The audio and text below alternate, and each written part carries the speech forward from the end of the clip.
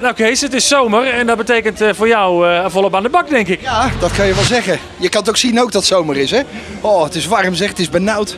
Het is nu warm, maar we het hele voorseizoen hebben rot weer gehad. Ja, dat was niet zo goed. Maar nu lekker ervan genieten en we zijn hier nou in Meppel.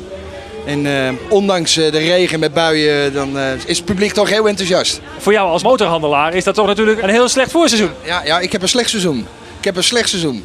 En, maar dat kan zo na de zomervakantie kent voor omslaan. Ik heb hele gekke dingen meegemaakt hoor. En als we nu even kijken op trends op motorgebied, wat is nou een hele grote trend, zeg maar? De shoppers blijven toch altijd wel in trek. Ja, en de naked bikes, weet je wel. Maar echte races, dat is niet meer zo populair. Hè? Dat is ook niet meer leuk met je rijbewijs tegenwoordig. Dus. En van die motoren die eruit zien als scooters, is dat toch een beetje in? Dat weet ik niet, daar zit ik totaal niet in. Daar blijf ik vanaf. Ik heb een goede collega, die zit iets verderop en die zit daarin. Dus zitten we elkaar niet in het vaarwater.